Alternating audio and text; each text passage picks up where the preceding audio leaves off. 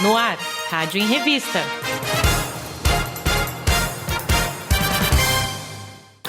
Olá, começa agora o especial Rádio em Revista, jornal da Rede Alesp. Eu sou o Luciano Teixeira e preparei um programa com várias entrevistas sobre os mais variados assuntos para ajudar a enfrentar aí os problemas do nosso dia a dia. Então, vamos para mais uma edição do Rádio em Revista? Nós vamos começar o programa de hoje falando sobre um aplicativo, o Alívio Coronavírus. Isso mesmo, esse aplicativo foi criado pelo Júlio Troncoso e trata de um jogo educativo que traz muitas informações sobre parte de saúde e também de ordem social sobre a pandemia. A Priscila Silvério entrevistou o Júlio Troncoso sobre esse aplicativo. Vamos ver. Como esse aplicativo funciona? Qual é o acesso a ele? Qualquer pessoa pode acessar? Inclusive, tem informações para crianças ou só para o público adulto? Se me desculpa, eu esqueci, enfim, não tive tempo de comentar a participação da Faculdade de Medicina de Jundiaí no projeto. Ela acreditou no projeto, então na primeira etapa foi avaliar esse projeto, o que nos deu uma segurança muito grande, que estávamos no caminho certo, porque uma faculdade de medicina certamente que tem que fazer uma avaliação muito séria do ponto de vista médico-científico. Em segundo lugar, a faculdade ela revisou o banco de dados. O banco de dados, no momento, ele contém 700 afirmações sobre o coronavírus e a Covid-19. Então, não é pouco, e demoramos mais ou menos 45 dias em revisar tudo isso, porque cada afirmação ela está pautada numa referência científica. Então, não houve que checar tudo isso, a faculdade o fez, e foi uma etapa importante. E, em terceiro lugar, nos permitiu ser autorizados pelo Google para usar a sua plataforma. Você sabe que os aplicativos eles só podem aparecer em duas plataformas, uma o Google e a outra a Apple. E as plataformas, elas logo no começo se preocuparam em cuidar de não publicar, de não divulgar informações sobre o coronavírus, porque as colocaria em risco. Aquilo das fake news, enfim. Então, é extremamente difícil que uma plataforma aceite hospedar um aplicativo sobre a pandemia, sobre o coronavírus, e uma faculdade de medicina, então, séria, como é a faculdade de Jundiaí, ela tem um hospital, ela tem graduação, pós-graduação, ela atende uma região grande de São Paulo, não? Ela nos permitiu, então, esse acesso. A sua pergunta seguinte foi sobre como funciona o acesso, aplicativo, então, não? Isso, acesso ao aplicativo e também o conteúdo que ele tem, claro, se também para crianças. Claro, não, claro. Antes de chegar às crianças, como é que funciona o aplicativo e por que ele é um jogo? Ele é um jogo digital, é um jogo educacional. Há um percurso, o jogador escolhe um ícone e esse ícone se movimenta ao longo do percurso dependendo do jogador ir respondendo se as afirmações sobre o coronavírus ou a Covid-19 que lhes vão sendo apresentadas são verdadeiras ou falsas. Se ele acerta, independente de ser verdadeiro ou falso, ele acertou, ele avança pelo percurso aquele. E se ele não acerta, ele retrocede. Basicamente é isso. Se ele avançar várias vezes o suficiente, ele vai ganhar o jogo, porque vai chegar no seu destino. E se ele erra, ele vai perder o jogo. Então, é basicamente um teste de conhecimento, não? Lúdico, atrativo, porque também ele avança ou retrocede em função de outros elementos, como uma roleta, que aparece o aspecto aleatório, não? Ele acerta e ele precisa jogar com uma roleta que vai lhe dizer que o número que ele conseguiu foi 3. Significa que vai avançar 3 espaços, ou pode ter sido 7 espaços, enfim. Então, há elementos de surpresa também ao longo do jogo que o tornam interessante. Quanto às crianças, é a mesma coisa, só que, no caso delas, as afirmações não são escritas, elas são faladas. E também elas são suportadas por cartoons, por caricaturas. Eu, então, transformei 50 afirmações, questões relativas a como se proteger, ou o que significa a quarentena, ou a preocupação com os mais velhos por parte das crianças, não? Que a questão da transmissão ou da infectação também, que as crianças é um tanto diferente em relação a adultos, enfim, tudo isso foi caricaturizado em boa medida. São mais ou menos 50 informações que foram destinadas a crianças. O aplicativo, ele faz parte de um projeto maior voltado para a educação indoor. Então, no começo do ano, eu já percebi que havia uma oportunidade, não? Que se abria como começo da pandemia. Quando todos os países que conseguiram ter algum sucesso logo no começo, os países asiáticos, principalmente Singapura, Coreia do Norte e até Taiwan, eles usaram a tecnologia de informação para conseguir bons resultados. Noruega também foi um caso inicialmente bem sucedido. Eles se preocuparam com usar a capacidade de disseminação de informações através de celulares desde o começo. Por outro lado, não exatamente como educação, mas sim como contato como rastreamento de contatos. Mas, de qualquer maneira, eu me perguntei como é que poderia, então, ser levada a maior número possível de gente, o mais rapidamente possível, informações que sensibilizassem as pessoas para tomar as medidas protetivas, principalmente o distanciamento social, que é uma medida muito ingrata, muito desagradável. Essa foi a primeira preocupação, que esse era o primeiro estímulo. O segundo foi a má comunicação, que, em geral, enfim, todas as autoridades estavam fazendo à população em geral. Uma comunicação pautada mais em regras, não? Que eram regras necessárias, porém não em razões. Muito referente ao como, que se repetia constantemente desde o começo, a história da lavar as mãos, do distanciamento, etc., mas não por quê. Dessa forma, os seres humanos não aprendem. Eles aprendem pela educação e não apenas pela informação. A televisão, que informa, o papel dela não é educar.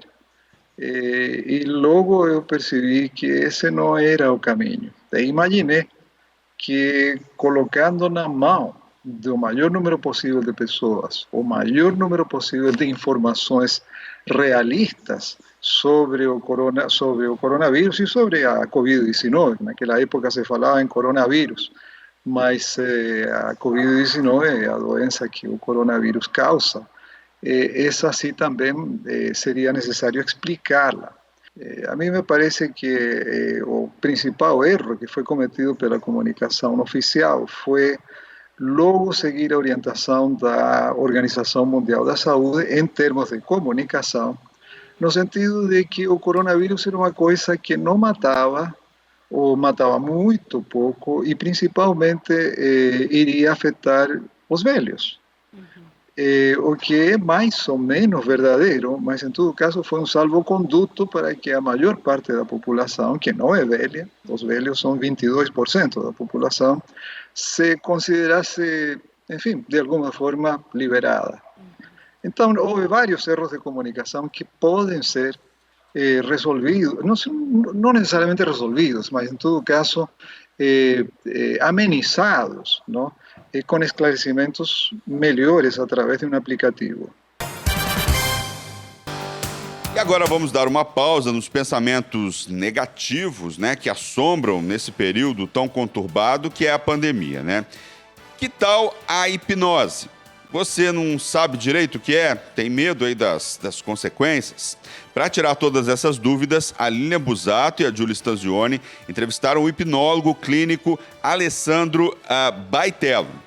Acompanhe comigo esse bate-papo super interessante e o Alessandro vai ensinar uma técnica de auto-hipnose que você em casa pode fazer sozinho. Preste atenção. Vamos começar então essa nossa entrevista. Para quem ficou curioso, né, e não conhece muito sobre o tema, né? Já o senhor dizendo para a gente então o que é hipnose e como ela funciona antes da gente ir desenvolvendo o assunto. Na verdade, eu vou te falar exatamente o que não é, que fica mais fácil, porque as pessoas acham que é dormir, acham que é perder o controle, acham que é desmaiar, acham que é sair do corpo e não tem nada a ver com isso. Na verdade, a hipnose ela é um estado modificado de consciência. Quer ver uma coisa?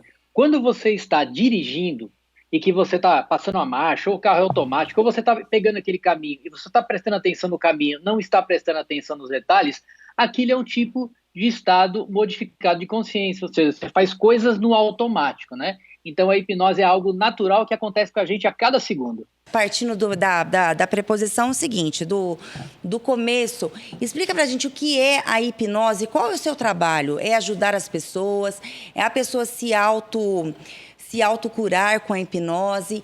E a gente sabe que existe também, acho que uma regressão que eles falam, em tratamento psicológico, para curar feridas do passado que muitas vezes dificultam você a desenvolver durante o percorrer da vida, porque você teve problemas mal curados e a regressão que é um dos tratamentos que podem ajudar esse indivíduo. A hipnose seria parecido com uma regressão ou não? Se não, diferencia a gente os dois e explica um pouquinho para o telespectador como funciona o seu trabalho. Tá, vamos lá. A hipnose que eu faço é a hipnose clínica, tá? A hipnose clínica é o que você falou. A gente ajuda na solução de problemas emocionais, tá? O que acontece? Por exemplo, uma pessoa que esteja com medo de dirigir, com medo de voar, com algum tipo de medo, tá? O que acontece? Ela foi traumatizada há algum tempo atrás, seja na infância, seja na adolescência, ou seja, um ano atrás, né? Tem gente que é traumatizada e nem lembra o porquê. Então, nós acessamos essa mente inconsciente e lá dentro da mente inconsciente, com as técnicas de hipnose, nós fazemos uma ressignificação. Eu desenvolvi uma técnica que chama troca de cena, ou seja, eu falo com o subconsciente e digo para ele, olha, não foi bem assim que aconteceu. E a pessoa destrava, a gente chama de travas emocionais, né? Agora, existe uma outra hipnose também, que essa é uma hipnose de palco, aquela que as pessoas fazem as brincadeiras, fazem as pessoas esquecerem o nome e tal. Mas a hipnose clínica, ela é realmente isso. Agora, o que é regressão? Na verdade, se eu falar para você, Julie, pensa no que você comeu ontem, por exemplo, na hora do almoço. Você fala assim, olha, eu comi um macarrão. Isto é um tipo de regressão. O problema é que as pessoas pensam que a regressão é algo assim muito além do normal, e não é. Se eu pedir para você fechar os olhos e colocar você num relaxamento corporal, mas também eu ativo esse estado modificado de consciência do seu subconsciente, eu faço uma regressão com você. Mas de toda maneira sempre há regressão, porque eu tenho que ir na causa do problema que sempre está no passado, seja um passado de 3 meses ou um passado de 10 ou 20 anos. Agora, Alessandra, muito importante essa sua fala, que existe essa hipnose que todo mundo acaba vendo, né? O de palco que você falou, que as pessoas acabam fazendo algumas coisas. É importante dizer que o que você atende é justamente essas questões emocionais. E a gente está falando de um momento de pandemia em que as pessoas estão em isolamento social e justamente esse é o nosso tema, né? O quanto a hipnose, essa prática terapêutica, ajuda as pessoas nesse momento de isolamento, porque você falou agora há pouco também de medo. E as pessoas não deixam de estar com medo do que vai acontecer. Exatamente. E daqui a pouquinho eu vou passar uma técnica de auto-hipnose, ou seja, a própria pessoa se auto-hipnotizar para, quando ela estiver com medo, pânico nessa questão da pandemia, para que ela possa se ajudar, tá bom? Mas o que acontece? Nós percebemos, assim, nós temos hoje, tem uma rede de clínicas, se chama Rede Clínica da Hipnose, e nós atendemos mais de 9 mil pessoas. Para as pessoas entenderem qual é o resultado da hipnose, nós temos documentado hoje, de cada 100 pessoas, 93,6 resolvem totalmente os problemas. O que as pessoas têm é o seguinte: nessa época de pandemia, que é esse assunto que nós estamos falando hoje, as pessoas vão pensar sempre o pior, porque é algo que acontece com o ser humano a todo momento. Se ele pode pensar o melhor ou o pior, ele pensa o pior por quê? Por causa do cérebro reptiliano, ou seja, aquele mais antigo, ou que ele garante a sua sobrevivência. Então, o pensar coisas ruins e se precaver do que pode acontecer de ruim é algo natural. O que a hipnose pode fazer nessa época de pandemia? É que a pessoa comece a se autoconhecer, né? Não de uma maneira tão profunda, de uma maneira mais superficial, mas que ela possa, então, controlar esses pensamentos. Agora, as pessoas têm medo, pânico e uma série de coisas, Julie. Sabe por quê? Porque elas não aprenderam a controlar os pensamentos. Então, por exemplo, se nós temos essa questão de sobrevivência, o que acontece? A gente quer sobreviver. Então, nós vamos pensar sempre o pior e vamos nos precaver do pior. Agora, tem uma técnica de auto-hipnose que eu posso ensinar para as pessoas aqui, e é bem simples, para que elas passem mais rapidamente por essa pandemia sem muito medo, sem muito pânico. O Alessandro, que nem nesse momento, né? O antes pandemia, eu sempre gosto de colocar do lado antes pandemia e durante pandemia. Você disse que tem várias clínicas, muitas pessoas te procuram. Durante essa pandemia, teve um aumento de procura de ajuda, porque com certeza a mudança brusca na vida do mundo, né? A maioria das pessoas não estavam preparados, principalmente o emocional. O emocional nos destrói. Se a gente não curar o emocional, a gente não consegue andar para frente, não consegue resolver nada na vida. Como é que ficou essa situação para você, profissional? Teve mais aumento? As pessoas estão buscando mais ajuda? Então, estão sim, mas olha só, eu tenho clínicas físicas, né? Então, os meus hipnólogos estão assim, em vários lugares do Brasil. E a gente quase que triplicou o número de atendimentos. Aí você me pergunta assim, mas como assim? Se as clínicas estão fechadas ainda, e como que vocês estão atendendo mais? Porque nós atendemos online. Então, hoje é possível fazer hipnose, e não é hipnose à distância, é hipnose online, onde eu fico olhando para o paciente e faço o atendimento. Agora, respondendo a sua pergunta, realmente triplicou, porque as pessoas já começaram, então, a sentir esse medo, as incertezas do que iria acontecer. Agora, antes da pandemia, também. E os casos mais procurados? Ansiedade, estou falando o primeiro caso, tá? O mais procurado, ansiedade, depois depressão, depois medo e pânico. Isso eu costumo dizer que, assim, as pessoas passam pelo médico primeiro, né? Enfim, o médico usou medicamentos, se for necessário, que o médico tem essa habilitação, mas as pessoas vêm no intuito de acelerar esse trabalho. E aí elas vêm com esses problemas e nós conseguimos, na maioria das vezes, achar uma causa emocional. Ou seja, algo que aconteceu que traumatizou essa pessoa, e aí esses gatilhos mentais, essas âncoras que estão lá, e aí, por exemplo, quando a pessoa passa por uma situação de pressão, como uma pandemia, ou um medo, ou um susto, pode disparar essa âncora nela, esse gatilho. E aí ela tem todas as sensações, principalmente do pânico. Nós temos 92,3% de resultado. Quer dizer, é mínima diferença. E hoje, por exemplo, os meus pacientes eu só atendo online. E a minha equipe, que hoje é composta de 23 hipnólogos, também, a maioria dos atendimentos é feita online. Então, é possível, sim. Aí as pessoas dizem assim, mas e se cair a internet, né? E como é que é possível? Eu tenho uma técnica que se chama play pause, que a gente consegue, então, por exemplo, o seu subconsciente, nosso subconsciente, ele funciona como um receptor. Então, é como se ele estivesse gravando. Eu, por exemplo, estou monitorando aqui, né? O que está acontecendo no canal do YouTube aqui para ver o que está acontecendo, e ele está gravando. Depois eu volto isso. Na questão, por exemplo, se cair a internet no momento que eu estou atendendo a pessoa, eu já instalei o play pause. E o subconsciente, quando volta, eu volto ele da onde parou, sem ele perceber que isso havia acontecido. E isso a gente prova já que é possível. Então, hoje, se eu te falar que os atendimentos hoje estão em 92%, né, de procura online, mas antes da pandemia a gente já tinha 70% de atendimentos online. E as pessoas estão entendendo cada vez mais. Porque os comandos são por voz, né? Sim, então, sim. por voz, a gente olha no vídeo, mas também tem os comandos por voz que funcionam muito bem na hipnose. Alessandra, eu estou recebendo aqui várias mensagens no WhatsApp, né, principalmente de colegas aqui da redação de trabalho, para você nos ensinar a técnica, né, que a gente possa fazer em casa. Mas antes disso, eu queria que você falasse quantas consultas você consegue já diagnosticar e conseguir levar uma pessoa à hipnose? Quantos encontros a pessoa começa a conseguir chegar nesse estado hipnótico para poder começar a se autocurar?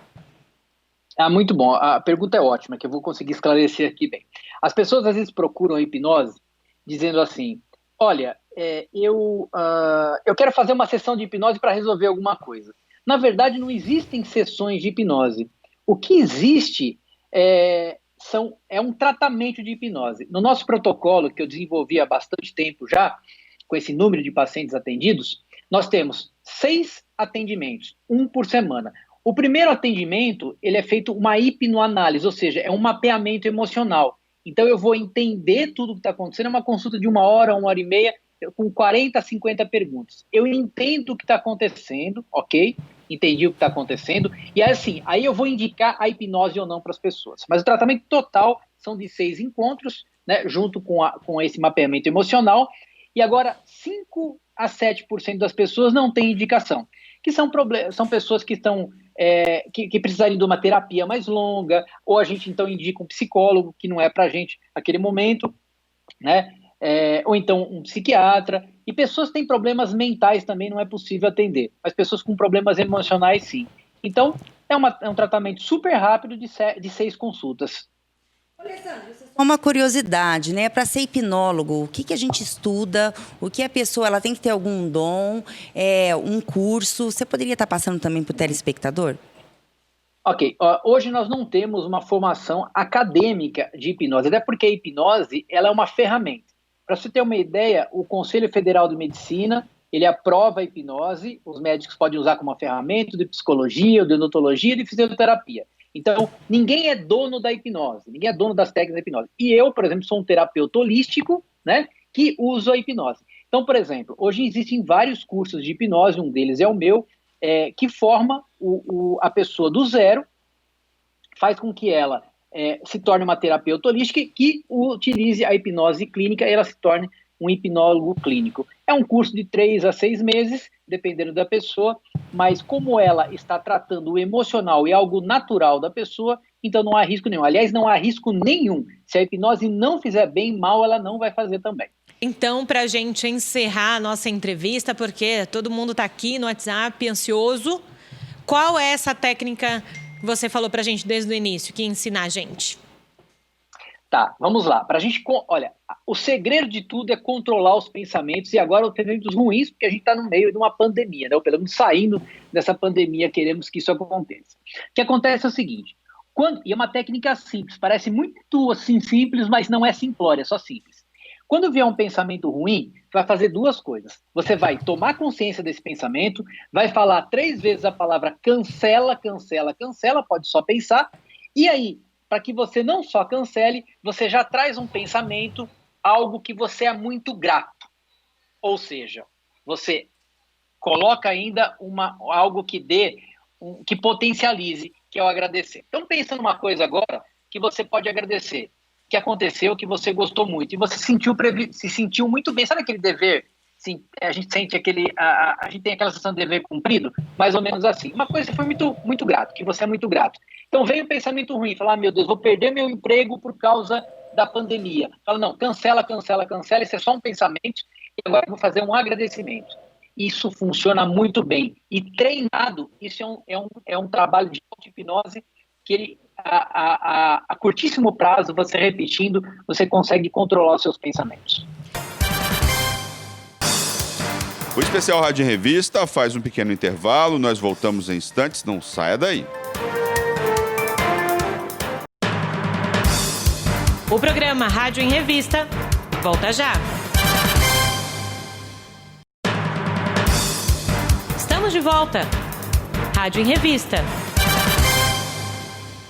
O programa Rádio em Revista está de volta e eu separei agora para você uma entrevista com um assunto muito importante, a violência doméstica contra mulheres. A Lilian Busato e a Júlia Stanzioni conversaram sobre esse tema com o André Lozano, que é advogado especialista em direito penal. E o André reforçou a informação, aquele pensamento de que em briga de marido e mulher não se mete a colher, não é mais aceito pela sociedade.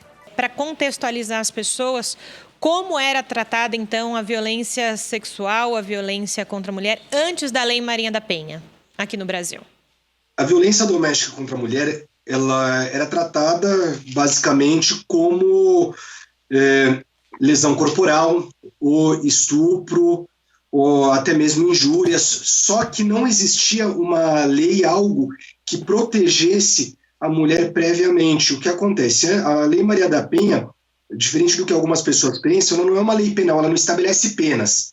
Ela é uma lei que eu acho que é até mais importante do que estabelecer penas, ela estabelece medidas preventivas para que a mulher ela não chegue a ser vítima de um feminicídio.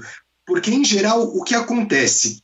A violência contra a mulher ela vai aumentando de modo gradativo. Então, começa com xingamentos, com ofensas, depois disso vai para a violência física, muitas vezes a violência sexual e, em alguns casos, chega a ir para um feminicídio. O que a Lei Maria da Penha faz?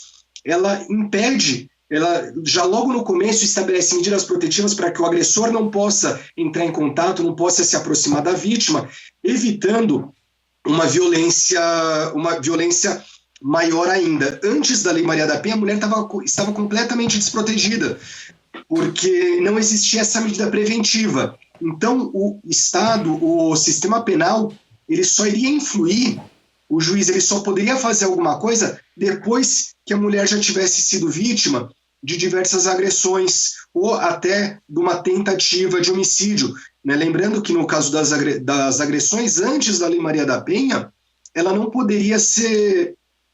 o agressor ele poderia fazer uma transação penal e pagar cestas básicas e pagar uma multa, o que inclusive muitas vezes saía do patrimônio da mulher, porque como na maior parte das vezes a mulher é casada com o agressor ou vive com o agressor, muitas vezes ela era privada dos próprios bens para que o agressor pudesse pagar essa multa. Doutor André, a gente sabe que a Lei 11.340 de 2006, né, intitulada como Lei Maria da Penha, ela surgiu por causa justamente da Maria da Penha. Eu gostaria que o senhor contasse um pouco para o telespectador o porquê do surgimento e quem foi essa mulher, as agressões que ela sofreu. Certo. A lei ela surgiu porque o Estado brasileiro ele foi condenado junto à Corte Interamericana de Direitos Humanos por não ter tomado atitudes para proteção da Maria da Penha. Né? Maria da Penha ela foi uma mulher que foi agredida pelo companheiro, brutalmente agredida, tomou choques, teve todo tipo de violência e, inclusive, ela ficou paraplégica. Ela hoje anda numa cadeira de rodas. Por sorte, ela não faleceu, porque as agressões... em geral, as agressões que ela sofreu levam à morte. E diversas entidades de direitos humanos buscaram a Corte Interamericana para que o Estado brasileiro tomasse alguma atitude na proteção à mulher, uma vez que não é um caso isolado. Né? A Maria da Penha não é apenas uma mulher que sofreu essa agressão. A violência doméstica contra a mulher existe em toda a sociedade brasileira, só que o Estado não tinha nada, não tinha nenhuma forma de prevenção para essa mulher.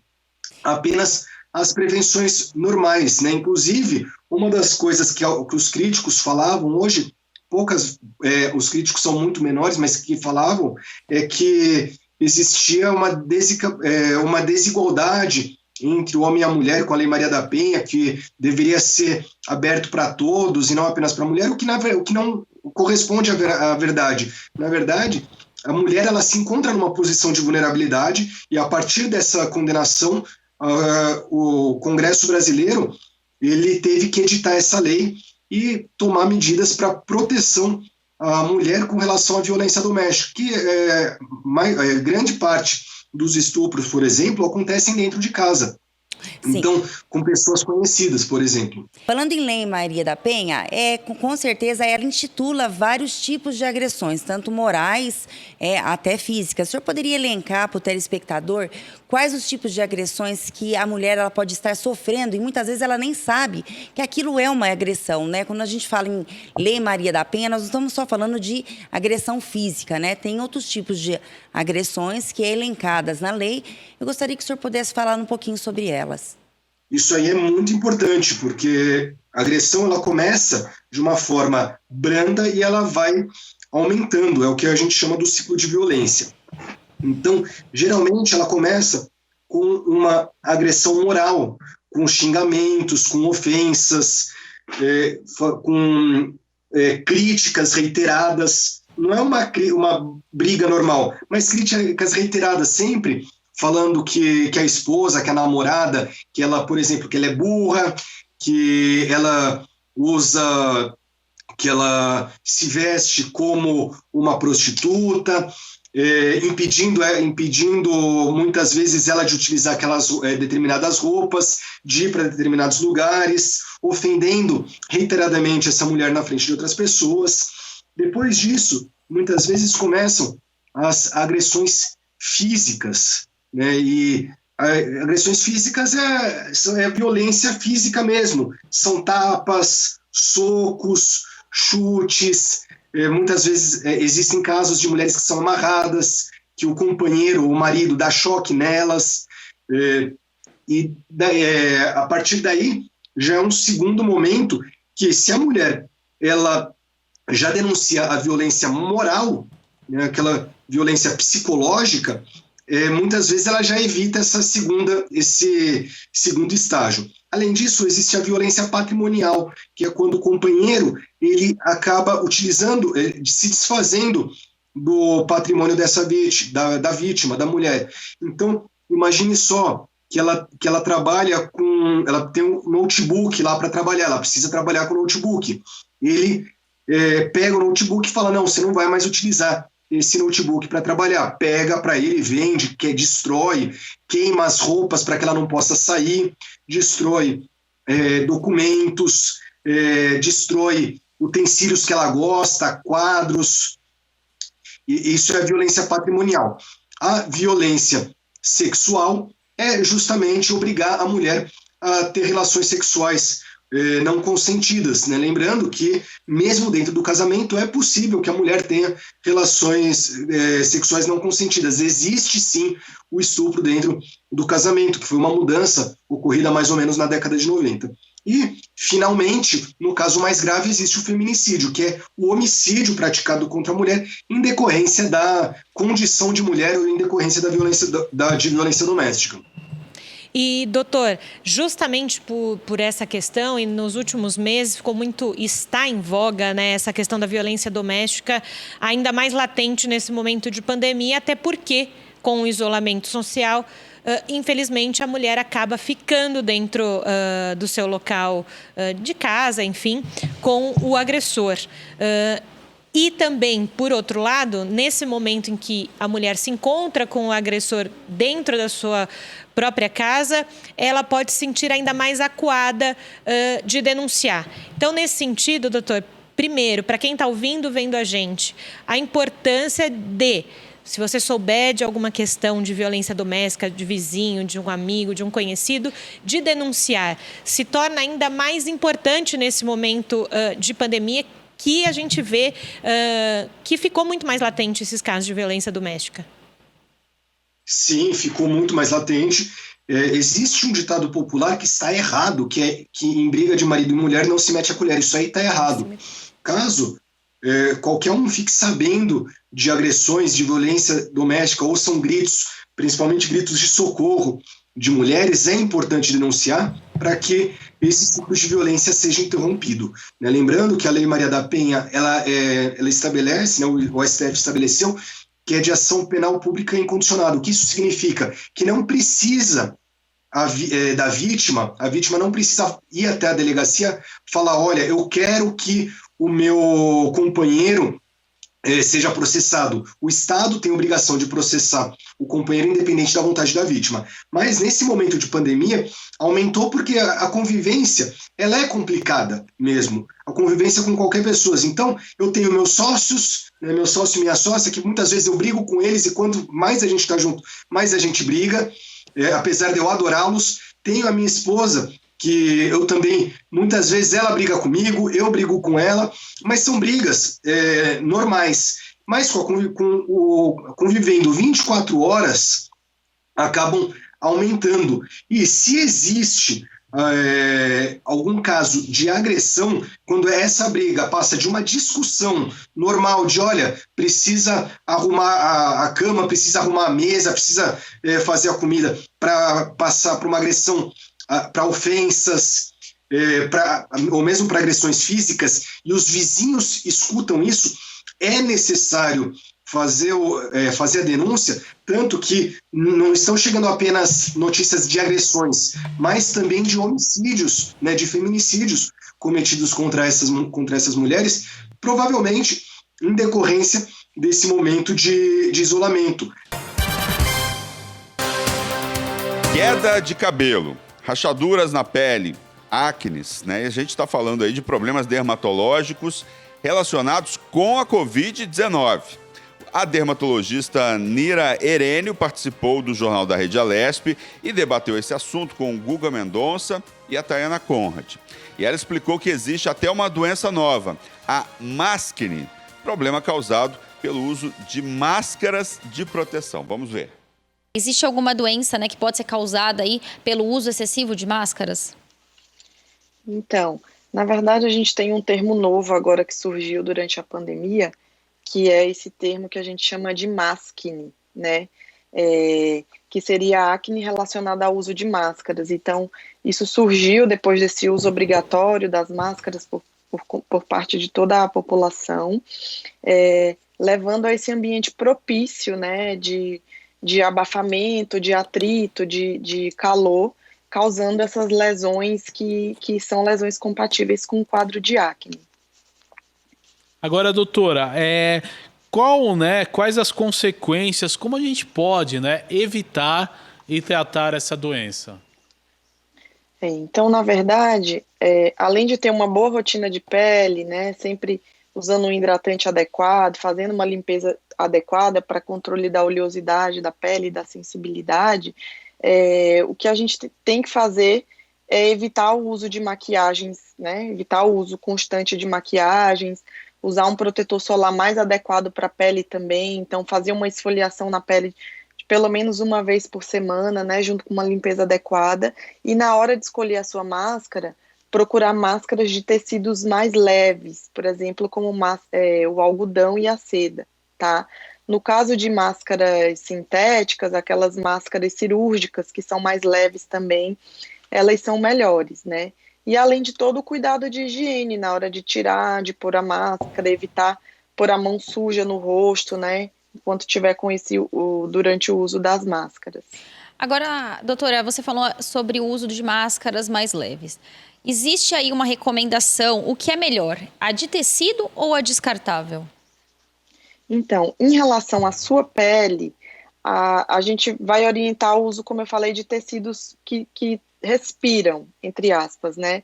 Seria o tecido de algodão, o tecido de seda, evitando aqueles tecidos mais sintéticos, onde você sua e aquele suor fica preso, tá? Isso pioraria as dermatites, né? Incluindo a acne.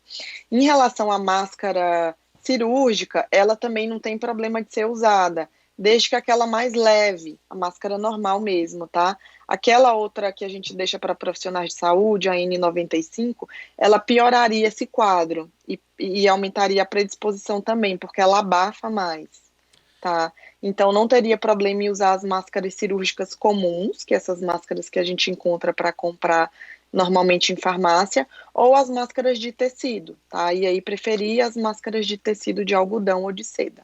Agora, doutora, como identificar, né, o maskne e quais são os sintomas que é necessário fazer quando você descobre que está desenvolvendo essas marcas na pele? Tá. Então, o que vai aparecer são os próprios sintomas de acne, né? As espinhas, então são os carocinhos vermelhos, dolorosos na pele. Pode aparecer pústulas, que são bolinhas de pus, como se fosse uma acne inflamatória. Além dos cravos, né? Que a gente chama tecnicamente de comedões. E isso vai aparecer mais no local da máscara, então nas regiões da bochecha, na região ao redor da boca, na região da mandíbula e do queixo. Agora, doutora, é importante a gente perguntar também, geralmente, quem tem pele oleosa sofre mais aí com o acne, com os cravos, né? Vale também para essa doença aí causada pelo uso da máscara? Vale também, né? Uma vez que esse abafamento vai piorar essa questão da glândula sebácea, vai aumentar essa produção de sebo. E a pele tende a ficar mais oleosa ainda nesses locais. Então, pele oleosa e pele sensível, né, tem mais predisposição a essas doenças causadas pelo abafamento. Então, tanto a acne, que seria um tipo de acne mecânica, né? Então, o acne, o termo maskne não teria a ver com essa acne hormonal, essa acne do adolescente, mas mais pelo atrito que a máscara causa. Então, também outras doenças como a rosácea, a dermatite perioral e a própria acne, todas podem ser pioradas pelo uso da máscara. Pacientes com a pele oleosa e com a pele sensível, eles vão ter mais predisposição. Então, precisa desse cuidado redobrado de limpeza, esfoliação e hidratação da pele. Agora, doutora, a gente sabe que a acne aí, normalmente, se não cuidar, né, do jeito certo, acaba deixando manchas na pele. A maskne, a mesma coisa? Tem que tomar cuidado aí para não deixar uma mancha permanente na pele, uma marca aí permanente? Tem que tomar os mesmos cuidados, porque a lesão inflamatória em si vai ser a mesma lesão da acne, tá? Então, o termo maskne significa uma acne mecânica causada pelo atrito ou abafamento pelo uso obrigatório da máscara, né? É um termo novo, porque o contexto que a gente está é novo, né? Mas é uma lesão de acne, então com todas as consequências e sequelas. Então, evitar escoriar, se tiver lesão inflamatória, procurar um dermatologista para fazer o tratamento adequado e procurar não escoriar, porque as manchas e as cicatrizes, elas acontecem mais com a exposição solar, né? Então, pegar sol sem protetor solar e com a própria escoriação. Então, qualquer sintoma desse, de piora, de lesões de pele na região do uso da máscara, procurar o dermatologista para melhor orientação e exame. E, doutora, uma vez que a pele está lesionada, né, com essa mancha aí, vamos supor que a pessoa não cuidou direito e vai ficar uma mancha permanente, existe como retirar essa mancha ou não? Existe. A gente chama essa mancha de hipercromia pós-inflamatória. O que significa isso? Uma ativação da inflamação e dos melanócitos fazendo essa pigmentação da pele, que pode ser transitória, pode melhorar com o tempo, usando o protetor solar, mas se isso não acontecer, a gente tem procedimentos também feitos em consultório pelo dermatologista que ajuda a retirar a mancha. Agora, doutora, a Covid-19, ela é uma doença que cada dia mais, né, se descobre as consequências. Na parte dermatológica, o que vocês têm estudado, têm visto aí com os estudos clínicos, com os pacientes, as complicações que ela pode dar à pele? Tá, é uma doença nova, né? Então a gente não vai ter nada muito bem estabelecido ainda, né? A gente, se olhar para trás, tem menos de 1 ano de doença, né? No Brasil, mais ou menos 6 a 8 meses de doença. E geralmente a evidência científica é construída ao longo dos anos. Mas o que a gente tem associado bastante é a questão do eflúvio, que é a queda de cabelo após a infecção. Então, o eflúvio, ele acontece em qualquer infecção viral, bacteriana, uso de medicação, estresse, e ele acontece geralmente após 3 a 4 meses após o gatilho. Então, o que a gente tem percebido agora é o aumento da queda do cabelo acentuado de pessoas que pegaram Covid em fevereiro, março, abril, e que o cabelo está começando a cair ou piorar essa queda agora, tá? Então, isso é a coisa mais frequente que a gente tem visto relacionada a pacientes que tiveram Covid dentro da dermatologia. Agora é interessante, né, esse dado que a senhora nos traz nessa entrevista, Quais os tratamentos para as pessoas aí que tiveram essa consequência devido à Covid-19? Eu lhe pergunto também, alguns sintomas relatados são manchas na pele, algumas coisas relacionadas. Por que isso acontece? Tá. A gente vai ter os sintomas as lesões dermatológicas segue o padrão de lesões virais. Então, a gente pode ter rash, que são manchas na pele, né, placas, como se fossem urticárias na pele, e isso está associado às infecções gerais em si, como as infecções por dengue ou outras doenças que a gente chama exantemáticas, né? Isso está dentro do espectro das doenças virais. Em relação à especificidade, a gente não considera ainda nenhuma lesão específica da COVID dentro da dermatologia, tá? O que a gente tem visto são esses rachos, que são os eczemas, as manchas na pele, que podem acontecer na fase aguda da doença, e também a questão da queda de cabelo, que eu falei, que pode acontecer cerca de 3 a 4 meses depois da infecção. Essa queda de cabelo costuma ser autolimitada. Tá? Então, a gente orienta a pessoa que vai melhorar e que os cabelos que caíram, eles tendem a crescer novamente. Nós vamos para mais um intervalo e na volta, novas entrevistas com assuntos em destaque aí sobre a pandemia do coronavírus. O especial Rádio em Revista volta já já. O programa Rádio em Revista volta já. Estamos de volta. Rádio em Revista. Estamos de volta com o programa Rádio em Revista e agora a gente vai falar sobre direito do consumidor. A Júlia Stanzioni e o Jeremias Gomes entrevistaram o Guilherme Farid, que é chefe de gabinete do PROCON aqui de São Paulo. E eles falaram sobre o que o PROCON vem fazendo aí para combater a prática de valores excessivos em produtos e serviços. E eles também comentaram sobre como a tecnologia diminui o espaço entre a denúncia e a solução de práticas abusivas. Quando o senhor fala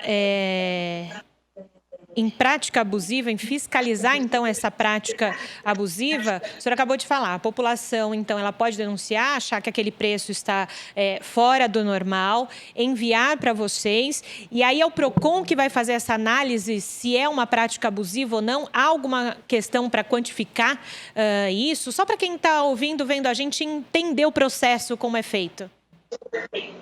Olha, essa análise ela é um pouco complexa, né? Mas para o consumidor, basta aquela sensibilidade. Às vezes a gente não sabe explicar como consumidor, né, exatamente o que acontece, mas tem uma noção de quando algo está errado, né? Vê um arroz sendo vendido a R$50, tem algo errado, né? Isso parece abusivo, independente de qualquer explicação. Então, o que o PROCON faz? Primeiro, basta que o consumidor denuncie.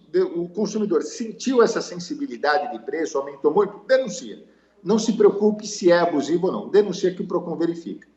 Para análise do PROCON, é feito um levantamento das notas fiscais do estabelecimento, de compra do produto e de venda.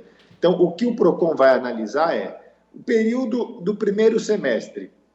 Quanto que foi praticado entre a compra e a venda do produto? Quanto de lucro foi colocado entre a compra e a venda do produto?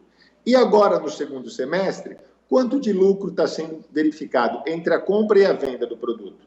Aumentos têm existido, isso é fato, né? Aumentos na produção, aumentos relacionados a critérios macroeconômicos, o dólar está muito alto, favorece a exportação, às vezes falta um pouco de produto no mercado ou uma má distribuição dentro do mercado interno e isso afeta o preço.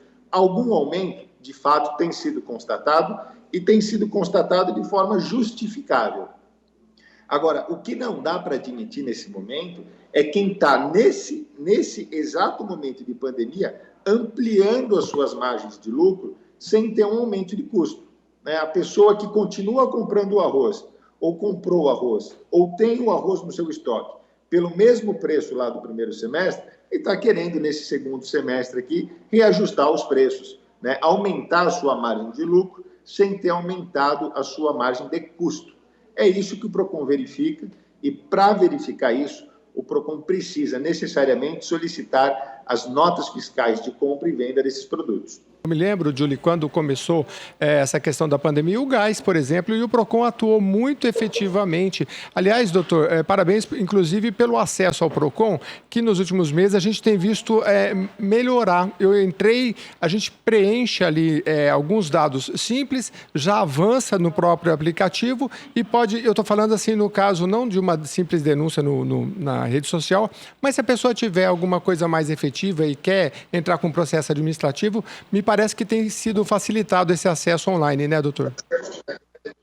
Exato. O PROCON tem evoluído cada vez mais na digitalização. Até o final desse ano estaremos 100% digitalizado. E hoje o consumidor encontra de um modo muito fácil 3 serviços que são disponibilizados pela Fundação. O primeiro é um serviço de consulta.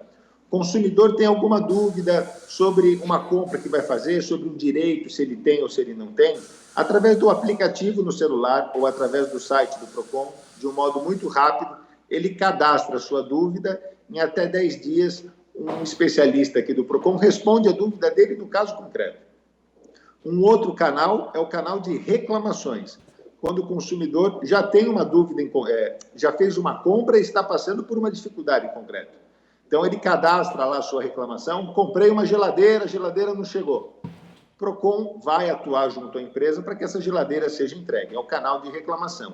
E, por fim, a gente tem um canal de denúncia formal, via aplicativo e via site, onde o consumidor pode anexar foto, pode anexar vídeo, fazer o relato de uma situação que ele verificou, pese ele não tenha sofrido individualmente um dano, mas ele verificou uma situação de irregularidade e ele pode fazer essa denúncia no PROCON. Então, esses 3 canais hoje são canais digitais de acesso muito fácil ao consumidor, que ele pode registrar em no máximo 3 minutos aí no seu celular ou no seu computador e ter uma resposta eficaz da Fundação.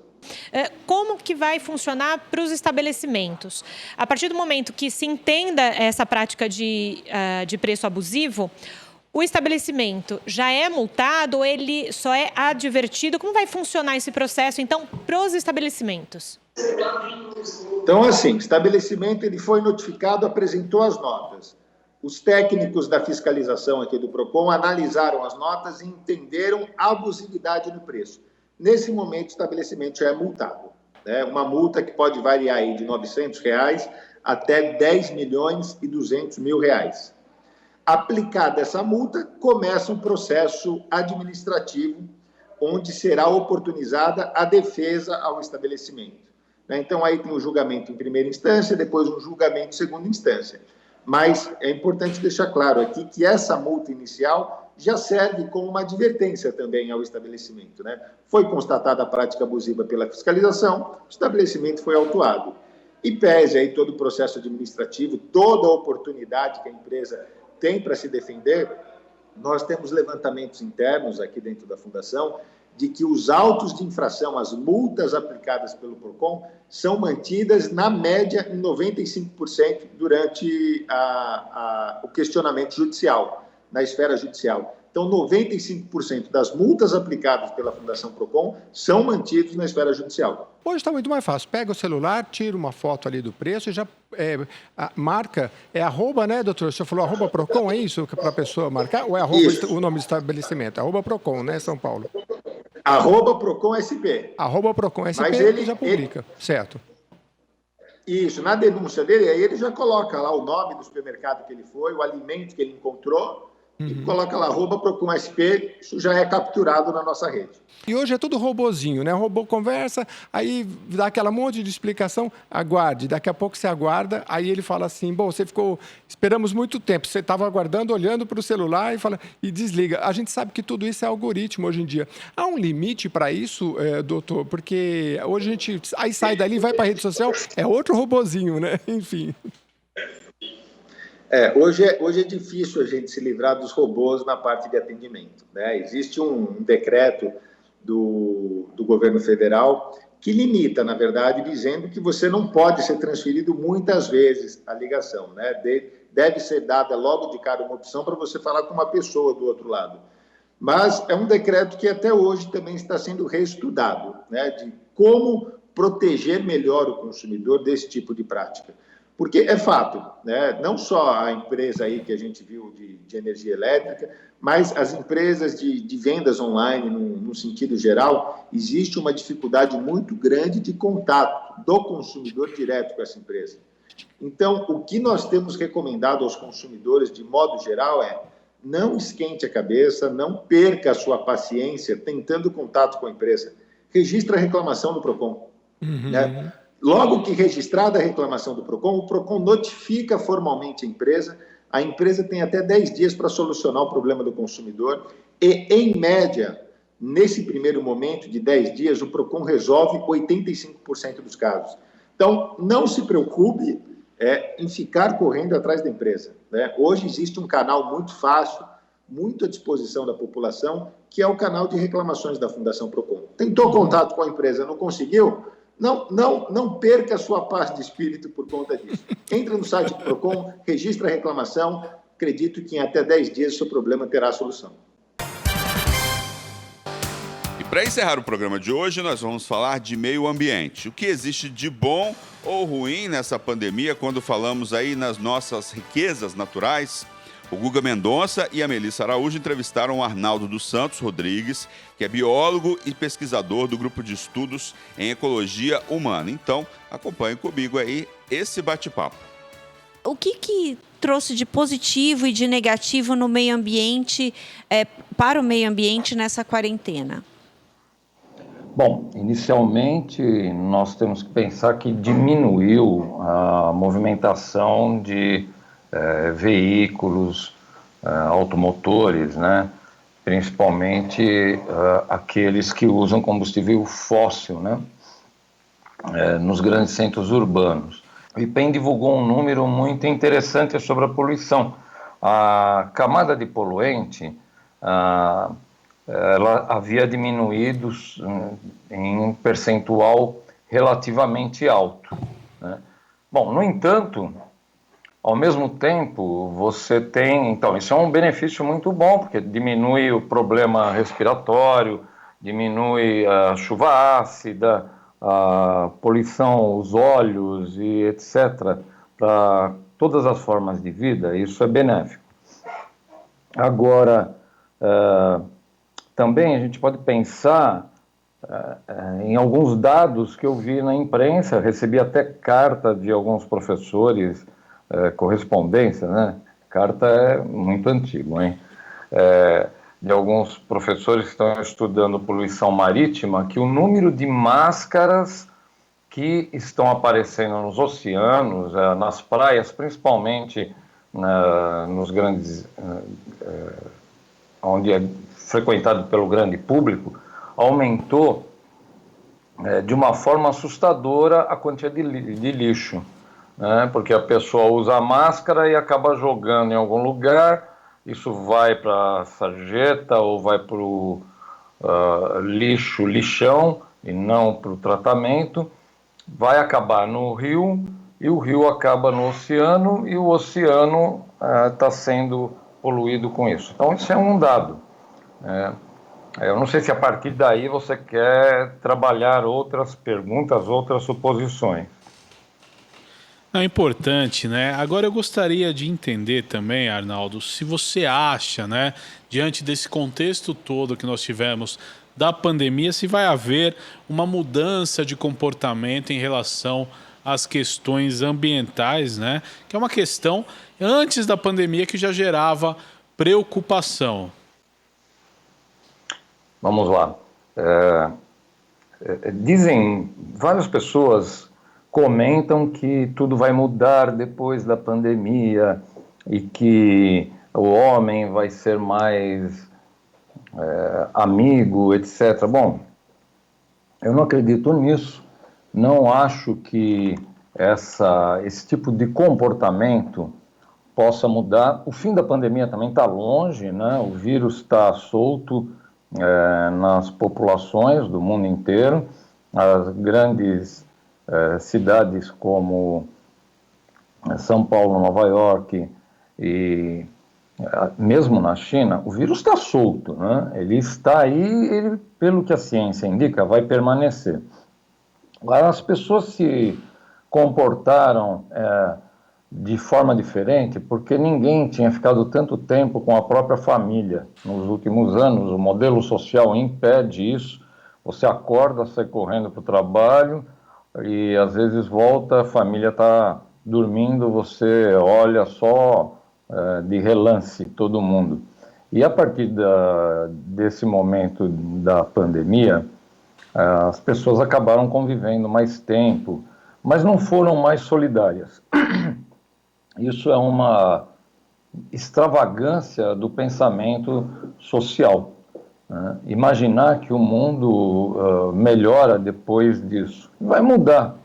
Muita gente vai perceber que é muito mais legal olhar para a Serra da Cantareira do que para a parede do quarto ou da sala onde ele está trabalhando, como eu aqui, na minha casa, por exemplo. Né? Mas, com o passar do tempo, a adaptação e a chegada das soluções para a pandemia, eu acredito que a sociedade voltará a ser o que ela sempre foi, que é uma forma de conglomerados consumistas que pouco se preocupa com o coletivo. A educação é feita para que se preocupe muito mais com o indivíduo do que com o coletivo. O que nos causa essa série de problemas que nós estamos tendo neste momento, se você comparar vários fatores. Muito mais pessoas deixaram de ir ao médico, vão existir mortes por outros motivos, né, óbitos, resultado de falta de tratamento para câncer, e outras anomalias que podem acontecer com outras doenças, e é uma ilusão de que alguém vai ser mais solidário porque sobreviveu à pandemia. Essa é a minha opinião. Com relação ao meio ambiente, desculpa, fiquei no vento aqui. Se você verificar o que está acontecendo com as florestas no Brasil, você vai entender essa questão ambiental de uma forma mais clara, porque não existe a cidade de São Paulo separada da Amazônia. Por exemplo, não existe a Mata Atlântica separada da Caatinga, da Amazônia ou da Floresta de Araucária, no sul do país. Não existe isso. Né? O meio ambiente é uma coisa só. O que está acontecendo no Pantanal e na Amazônia vai refletir mais aqui no meio urbano, onde mais de 12 milhões de pessoas se acotovelam, do que o sujeito que mora numa casinha no Pantanal. E isso não é de um dia para o outro, mas você vê que o próprio IPEM disse também esta semana que a faixa de poluição do ar nas grandes cidades aumentou de 1.500 para, acho que, 2.400 metros. Então, quando você olha, estou dando uma visão muito rápida e geral, até estou falando demais, mas quando você olha para o horizonte, você via antes 1.500 metros e passou a ver menos quando você tem uma poluição maior, 2.500, 2.300 metros de faixa poluída. Isso é a fumaça das queimadas que vem de lá da Amazônia, que nunca foi tão terrível, e do Pantanal, de todo o Pantanal, Mato Grosso do Sul, que também nunca foi tão absurda como agora.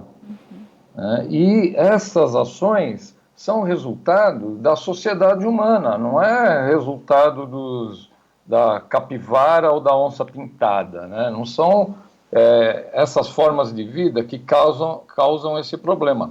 Quem causa esse problema é o homem. Uhum. Não sei se foi claro. Sim. Arnaldo, se a gente for analisar aí o período que as pessoas estão em isolamento social, passou-se a produzir mais lixo, né? Inclusive, a gente estava conversando aqui, eu e Guga, de manhã, sobre a questão desse lixo hospitalar, né? Não deixa de ser, que são as máscaras que as pessoas têm jogado de uma maneira inadequada aí, no próprio lixo ou na rua, e é inadequado. Como que a gente pode tratar dessa questão, dessa produção de lixo que cresceu e que tem também um impacto ambiental significativo, seja na região urbana, seja mais distantes desses centros urbanos? Então vamos lá. Bom, primeira coisa, é necessário trabalhar a questão da educação, que não acontece da quarta-feira para quinta-feira, não é um fato que pode ser resolvido de uma forma muito rápida. A educação, ela é lenta e gradual.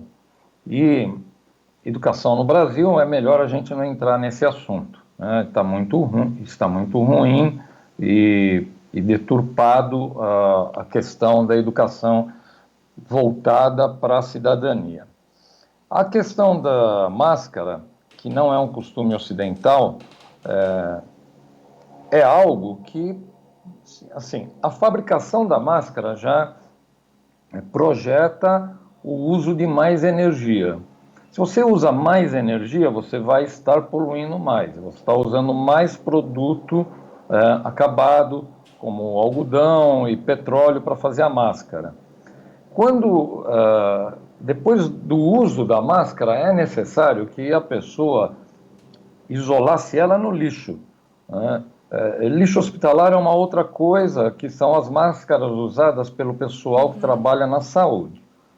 A máscara que eu uso, que você usa e que a população usa na rua, pode ser considerado lixo comum, que deve ser jogado no lixo e não, por exemplo, junto ao material que vai ser reciclado. Esse lixo vai ser levado para aterros sanitários e vai receber lá o tratamento de aterros sanitários. Vai demorar até algumas coisas mais de 400 anos para desaparecer. Para que tudo isso diminua, deveria ter acontecido um trabalho de educação, né? Explicando que a pessoa deve usar a máscara e, imediatamente após o uso, descartar a máscara junto ao lixo que vai para o aterro sanitário, aquele que você coloca no saco preto e o coletor, o que a gente chama de lixeiro, passa, leva no caminhão da prefeitura para um local organizado onde esse lixo é compactado ou incinerado. É diferente do lixo reciclável, que é uma garrafa PET, um saco plástico e papelão, coisa desse tipo. Então, na minha concepção, o mais importante é trabalhar a questão da educação, que deve começar lá nos primeiros anos de vida, para que quando a criança crescer, ficar adulto, tiver filhos e família, ela já transmita isso naturalmente para os seus descendentes e isso passe a ser um hábito, costume e faça parte da cultura da cidade de São Paulo, por exemplo. Programa especial Rádio em Revista, Jornal da Rede Alesp, chegou ao fim. Até o nosso próximo encontro. Obrigado pela audiência. Tchau.